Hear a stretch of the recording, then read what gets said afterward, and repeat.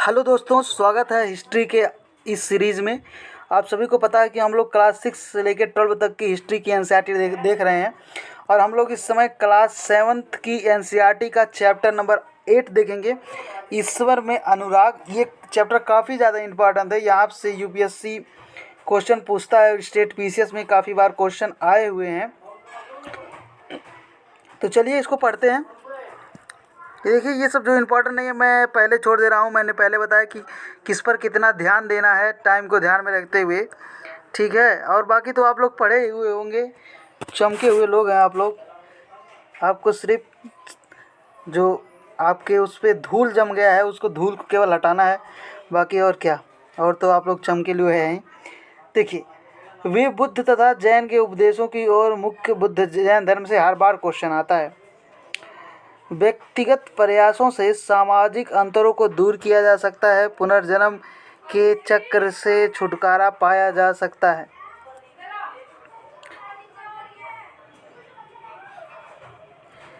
ठीक है। यदि मनुष्य भक्ति भाव से परमेश्वर की शरण में जाता है तो परमेश्वर व्यक्ति को इस बंधन से मुक्त कर देते हैं। श्रीमद्भागवत में व्यक्त यह विचार सामान्य सन की आरंभिक शताब्दी में ऐसा कुछ था। किसके अनुसार व्यक्ति प्रयासों से सामाजिक अंतरों को दूर किया जा सकता है? किसके अनुसार व्यक्तिगत प्रयासों से सामाजिक अंतरों को दूर किया जा सकता है? किसके अनुसार ये बात कही जा रही है? तो बुद्ध और जैन दोनों इस तरह की बात करते हैं। भगवत गीता की अगर बात करें तो मनुष्य भक्ति भाव से परमेश्वर की शरण में अगर जाता है तो परमेश्वर उसके पुनर्जन्म के चक्र से उसे मुक्त कर देते हैं। ये बात बस याद रखना है, जीवन में पुनर्जन्म ये सब बात। आइए ये देखते हैं हम लोग पुराणों के बारे में थोड़ा सा। देखिए, भक्त किसी भी जाति से हों, वह सच्ची भक्ति से ईश्वर की कृपा प्राप्त कर सकते हैं। ठीक है, पुराणों में ये लिखा है। आइए देखते हैं। 7वीं से 9वीं शताब्दी के बीच कुछ नए धार्मिक आंदोलन का प्रादुर्भाव हुआ, जैसे कि नैनार जो थे, एक बार यहाँ से क्वेश्चन आया हुआ है। तो जो नैनार थे उनको शैव संत कहा जाता था, जो अलवार थे उनको विष्णु। ठीक है। बौद्ध और जैन धर्म के कटुका शिव तथा विष्णु के प्रति सच्चे प्रेम की मुक्ति का मार्ग बताते हैं। नैनार और अलवार घुमक्कड़ साधु संत थे, ये भी आपको ध्यान में रखना है। लेकिन ये ध्यान रखना है जो नैनार थे उनका संबंध शिव से था और जो अलवार थे उनका संबंध वैष्णव संतों से था। ठीक है, ये बात आपको ध्यान में रखनी है मेरे प्रिय दोस्तों। आगे बढ़ते हैं। पुल्लेयात और पन्नार का संबंध किससे है? अस्पृश्यता जाति के किस आर्टिकल में? आपको पता होगा, आर्टिकल 16। आर्टिकल 16 में अस्पृश्यता से उन्मूलन की बात करता है। ठीक है। बौद्ध और जैन धर्म कटु आलोचक थे, शिव और विष्णु के प्रति सच्चे प्रेम को मुक्त का कारण मान देते। तो नैनार, बस एक ही याद रखिए, नैनार का संबंध शिव से है, बाकी दूसरा वैष्णव हो जाएगा अलवार। ठीक है, बस नैनार का संबंध शिव से है। देखिए यहाँ पे मैंने लिख दिया है, एडिट कर दिया गया है, यहाँ पर आप देख सकते हैं। नैनार अलजर समुंदर और मणिक का सागर का संबंध नैनार संतों से। देखिए, नैनार 63 संत थे इसमें। अजार, समंदर, सुंदसर और माणिक सागर का संबंध नैनार संतों से। तेवरम और तिरुवाचुकम नैनार कौन थे? तो नैनार का संबंध शिव से था, ये बात आपको ध्यान में रखना है। यहाँ पे आइए थोड़ा सा देख लेते हैं, ये तो हो गया। आइए देखते हैं। देखिए यहाँ पे लिखा है वही चीज़, अब यहाँ से पढ़ लेते हैं फिर। देखिए, कुल मिलाकर 63 नैनार ऐसे थे जो कुम्हार, अस्पृश्य, कामगार, किसान, उसके बाद से शिकारी, सैनिक, ब्राह्मण, मुखिया जैसे अनेक जातियों में पैदा हुए। उनमें सर्वाधिक प्रसिद्ध थे अल्पार, सबंदर, सुंदरगरार और माणिक्य सागर। और उनके गीतों में दो संकल्प हैं, वेत्तरम और तिरुचालम। ठीक है, ये किसके बारे में बता रहा है? नैनार का संबंध किससे है? शिव से। अब ये देखिए, अलवार संतों में 12 थे, ठीक है, 63 में से 12, ये बात आपको ध्यान में रखनी है। भिन्न प्रकार के थे और इसमें सर्वाधिक पेरिय अलवार, उनकी पुत्री अंडाल। अब अंडाल का संबंध किससे है? ये भी कभी कभी पूछ लेगा, तो भाई ये विष्णु से है, ठीक है, वैष्णव धर्म से। गीता ये सब देखिए। अलवार 12 थे, पेरियार, अलवार, अंडाल, ठीक है। उसके बाद से अलवार संत थे और इसमें से अब यही सब दिया है, ये आप पढ़ लीजिएगा। दिस इज नॉट इम्पोर्टेंट, तो मैं इसको आगे बढ़ता हूँ।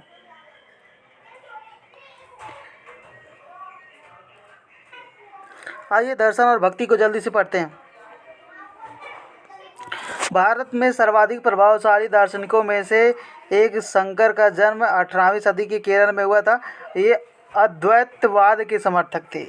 अद्वैतवाद का मतलब ये होता है मोटा मोटा कि अद्वैतवाद का बस आप इतना ही मतलब समझिए कि द्वैत मतलब होता है दो, अद्वैत मतलब एक, मतलब ब्रह्मा जो ब्रह्म है उसका जो सद्गुण है, और एक है, एक सद्गुण होता है और एक होता है कि जो मतलब एक प्रत्यक्ष रूप से आपको दिखाई देता है, एक होता है कि निरंकार होता है।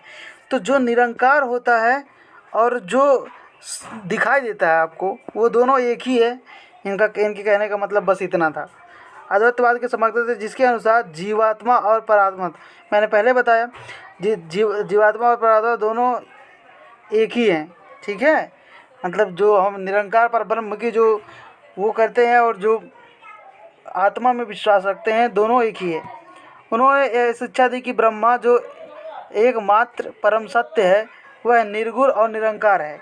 देखिए, निर्गुण और निरंकार है। और शंकर ने हमारे चारों ओर के संसार को मिथ्या माया माना और संसार का परित्याग करने तथा संन्यास लेने और ब्रह्म की सही प्रकृति में समझने और मोक्ष प्राप्त करने की ज्ञान पर बल दिया। रामानुजा 11वीं शताब्दी में तमिलनाडु में हुए विष्णु भक्त थे। अलवार संतोष में बहुत प्रभावित थे। अलवार का संबंध किससे था? विष्णु से। और नैनार का संबंध किससे था? शिव से, ठीक है। रामानुज के विशिष्टाद्वैतवाद के सिद्धांत को प्रतिपादित किया, जिसमें आत्मा परमात्मा के जुड़ने के बाद भी अपनी अलग सत्ता बनाई रखती है। रामानुजाचार्य के सिद्धांत में भक्ति की नई धारा को बहुत प्रेरणा मिली, जो परवर्ती कला के में उत्तरी भारत में विकसित हुई। अब आइए थोड़ा सा ये देख लेते हैं। शंकराचार्य का जन्म केरल में हुआ था। इन्होंने क्या दिया था? अद्वैतवाद के समर्थक थे, ठीक है। इनके अनुसार ईश्वर निर्गुण और निरंकार है और जीवात्मा और परमात्मा एक ही है। मैंने पहले बताया कि जीवात्मा और परमात्मा अलग हैं, नहीं हैं, वे एक ही हैं, ठीक है। ये सब आपको ध्यान में रखना है। ये भी मैंने आपको पढ़ा दिया है। आगे बढ़ें। बसवन्ना और वीरशैववाद। थोड़ा सा रामानुजाचार्य के बारे में जान लेते हैं। यहाँ पे जो एडिट किया गया है इसको देखते हैं। रामानुजाचार्य कहाँ के थे? आप लोगों को मैंने ऊपर बताया, अगर याद हो तो तमिलनाडु के थे। अलवार संत इससे ज़्यादा प्रभावित थे। अब अलवार मतलब मैंने बता दिया है, अलवार वैष्णव मत था और ये विशिष्टाद्वैतवाद सिद्धांत से प्रतिपादित थे। इनके अनुसार आत्मा परमात्मा से जुड़ने के बाद भी अलग सत्ता बनाए रखी जा सकती है। मतलब अगर आत्मा को अपने परमात्मा से जोड़ते हैं, फिर भी जो आत्मा है एक अलग सत्ता है, ये नहीं कि इसी में विलीन हो गई है। और वो जो क्या कहते हैं, शंकराचार्य ने कहा था अद्वैतवाद, वो कहते थे निरंकार परब्रह्म और जीवंत आत्मा तीन दोनों एक ही है, उसको अलग करके नहीं देखा जा सकता। ये कह रहे हैं कि आप ईश्वर में विश्वास रखिए, निरंकार परब्रह्म में विश्वास रखिए, उसकी सत्ता में आप जाइए, लेकिन आपका एक इंडिविजुअल अस्तित्व भी है, ये कहना चाह रहे हैं। ठीक है, आइए देखते हैं कि बसवन्ना का वीर शैववाद। ठीक है, इसमें देखिए वह बसवन्ना और अलम्मा प्रभु और अक्कम महादेवी जैसे उसके साथियों द्वारा प्रभाव किए गए वीर शैव आंदोलन से स्पष्ट दिखाई देता है। यह आंदोलन 12वीं शताब्दी के मध्य में कर्नाटक के प्रारंभ हुआ था और वीर शैवों ने सभी व्यक्तियों को समानता के पक्ष में और जाति तथा नारी की प्रति व्यवहार के बारे में ब्राह्मणवादी विचारधारा के विरुद्ध अपने प्रबल तर्क प्रस्तुत किए थे। इसके अलावा वे सभी प्रकार के कर्मकांडों और मूर्ति पूजा का विरोध करते थे, ये बात आपको ध्यान में रखना है। ठीक है, वीर शैववाद का आरंभ बसवन्ना, अलम्मा प्रभु, अक्का महादेवी ब्राह्मण विचारों के विरुद्ध थे। ठीक है, कर्मकांडों मूर्ति पूजा का विरोध करते थे। ये सब आपको मैंने बता दिया। अब ये सब इम्पोर्टेंट नहीं है तो नहीं पढ़ेंगे। आगे बढ़ते हैं। महाराष्ट्र के संत जो थे इनके बारे में थोड़ा सा आप जान लीजिए। महाराष्ट्र में संत कर्मानुसार, महाराष्ट्र के जो संत हैं उनको कर्मानुसार आप देख लीजिए। ज्ञानेश्वर, नामदेव, एकनाथ, ठीक है, तुकाराम, सुखबाई। तो इसको ज्ञान एक तुकस ऐसे कुछ याद कर लीजिएगा अपने आप बना करके। ठीक है, ये देखिए, ये विट्ठल का संबंध किससे है? विष्णु का एक नाम है। ठीक है, क्षेत्रीय भाषा का प्रयोजन मराठी। आपको पता है कि वहाँ पे मराठी बोला जाता है महाराष्ट्र में। ठीक है, अब इसमें ये सब कुछ इम्पोर्टेंट नहीं है, पढ़ लीजिएगा आप एक बार, ससुरी निगाहों से देख लीजिएगा। यहाँ पे आइए, ये जो थोड़ा सा नोट हुआ है इसको देखते हैं। वीडियो काफ़ी लंबा भी हो जाता है, आप लोगों को भी दिक्कत होता है। भंग का संबंध किससे है? अभंग का संबंध मराठी भक्ति गीत से। मराठी भक्ति गीत, अभंग किसका संगीत है? भक्ति गीत है, तो ये भैया तुकाराम पर इस समय विवाद भी हो रहा है, तो आप याद रखिएगा। अब हम देखेंगे नामपंथी सिद्ध और योगी के बीच में कुछ कोरिलेशंस। आइए देखते हैं। देखिए, इसका ये जो पढ़ा गया है, इसमें देखिए कुछ ये इतने पॉइंट निकले हैं। आप अगर चाहें तो इसको पढ़ लीजिएगा, नहीं तो उतना इम्पॉर्टेंट नहीं है। जो मैंने यहाँ पे पॉइंट निकाला है, देखिए, नागपंथी विचारधारा, योगासन, प्राणायाम और चिंतन मनन तथा शरीर को कठोर प्रशिक्षित पर बल देने को मोक्ष का मार्ग बताया है नागपंथियों ने। ठीक है, इस्लाम, ये सब इम्पोर्टेंट नहीं है आपके लिए। इसमें केवल जो है वो यूपीएससी शब्दावली पूछता है। जैसे यहाँ पे देखिए, जिक्र नाम का एक जाप होता है, चिंतन समा एक गाना होता है, रक्स क्या होता है? नृत्य होता है, यही सब पूछता है। तो आप इसको ध्यान में रखिएगा, रक्स का संबंध किससे है तो। ठीक है, आइए इसको थोड़ा सा फ़ोन से कर रहा हूँ भाई, इसलिए ये सब दिक्कतें आ रही हैं।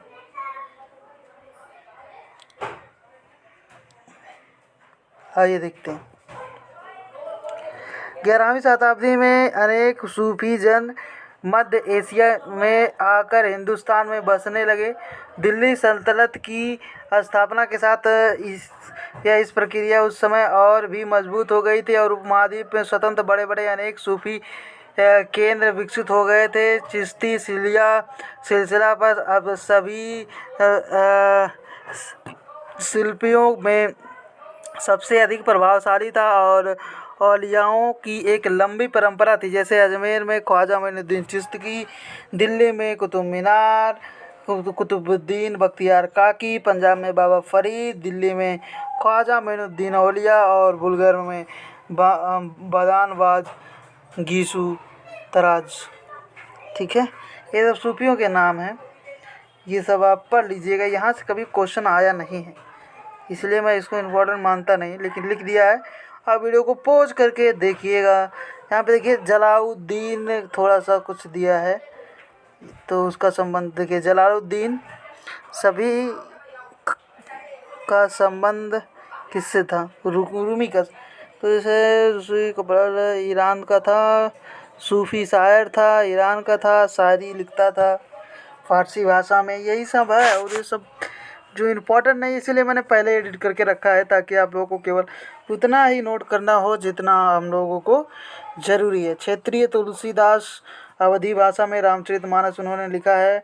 आप अगर आपका हिंदी साहित्य होगा तो आप इसमें डिटेल में पढ़ेंगे। ये देखिए थोड़ा सा इम्पोर्टेंट है। इम्पोर्टेंट क्या है? देखिए शंकरादेव का यहाँ पर उनका संबंध है, ठीक है। शंकरदेव यहाँ से, चैतन्य देव यहाँ थे, सूरदास, ये सब देखिएगा। आप आराम से मैप को देखिएगा और कुछ विजुलाइज करने की कोशिश कीजिएगा। आगे अगर हम पढ़ें तो इसमें देखिए नामधर किसके द्वारा स्थापित करवाया गया था? नामधर किसके द्वारा स्थापित करवाया गया था? तो आपको ध्यान होगा कि शंकरादेव द्वारा, मैंने ऊपर बता रखा है, ठीक है। इसका संबंध किससे है? तो कविता पाठक और गिरी, प्रार्थना गिरी से है। ये सब इम्पोर्टेंट नहीं है आपके लिए। ये थोड़ा सा कबीर की नज़दीकी से अगर एक बार देखें तो इसमें कुछ नहीं है। कबीर के बारे में आप पढ़ेंगे, आप पढ़ लीजिएगा। कबीर कभी क्वेश्चन पूछा नहीं है तो क्या फ़ायदा। देखिए बस इतना आप ध्यान रखिएगा कि कबीर के माध्यम से मोक्ष प्राप्ति पर बल किसने दिया? कबीर द्वारा। भक्ति के माध्यम से अगर बात करें कि कौन कहता था कि भक्ति के माध्यम से आप मोक्ष प्राप्त कर सकते हैं, तो कबीर ऐसा कहा करते थे। अब देखिए थोड़ा सा गुरु नानक के बारे में जान लेते हैं। तलवंडी में इनका जन्म हुआ है, वर्तमान पाकिस्तान में है। और लंगर द्वारा यह शुभारंभ इन्हीं के उत्तु पर किया गया, क्योंकि ये लंगर लगाकर लोगों को भूख से छुटकारा दिलाते थे कहीं ना कहीं, इसीलिए, ठीक है। अब देखिए यहाँ पर PCS में एक बार यहाँ से क्वेश्चन आया था, तो आप इसको पढ़ लीजिएगा। वैसे कुछ है नहीं इसमें कि मैं आपको आगे बताऊं, फालतू में टाइम ज़्यादा हो जाएगा। यहाँ से थोड़ा सा आप देखिए नाम, दान और स्नान को पहले स्नान कहते थे, के नाम से उनका पर्याप्त यही उपासना था। और दान का तात्पर्य था दूसरों का भला करना, और स्नान का तात्पर्य आचार विचार से पवित्र होना था। ये बात आपको ध्यान रखनी है। गुरु नानक के उपदेश: नाम, दान, स्नान। वर्तमान नाम जपना, कीर्तन करना और वंड का आपको लोग देखते होंगे, लंगर हमेशा लगा ही रहता है। ये सब नॉट इम्पॉर्टेंट फॉर यू। तो इसीलिए अब देखिए यहाँ पे थोड़ा सा ये देख लीजिए, आपका पूरा कॉन्सेप्ट क्लियर हो जाएगा। बीज शब्द, ये अरे सॉरी, ये सब हो रहा है फ़ोन की वजह से, इसके लिए मैं आपसे बहुत माफ़ी मांगता हूँ। यहाँ पे देखिए बुद्ध सामाजिक अंतरों का सवाल उठाया जाता है। शंकरदेव का संबंध किससे है? नामधर से, अभी मैंने बताया। नियाजुद्दीन औलिया सूफी संत। नैनार का संबंध किससे है? शिव से। अलवार का संबंध वैष्णव से, यानी कि विष्णु पूजा से। ठीक, ये आपको पता होना चाहिए। काफ़ी इम्पोर्टेंट है ये, काफ़ी बार पूछा जाता है स्टेट PCS में भी एज वेल एज UPSC। तो भैया हम लोग देख ही रहे हैं। शंकर अद्वैतवाद थे, तो रामानुजाचार्य क्या थे? अलवार संत थे, लेकिन रामानुजाचार्य की बात करें तो ये विशिष्टाद्वैतवाद, ठीक है। विशिष्टाद्वैतवाद मतलब ईश्वर में विलीन होने के बाद भी आपका एक अलग अस्तित्व है, ठीक है। ये सब था, पढ़िएगा आप आराम से। Thank you so much for watching this lecture. और ज़्यादा से ज़्यादा शेयर कीजिए, क्योंकि गंदा कंटेंट नहीं है, अच्छा कंटेंट है। प्लीज़ शेयर कीजिए। Thank you so much. Subscribe करना मत भूलिए, सब्सक्राइब भी करिएगा। Thank you so much.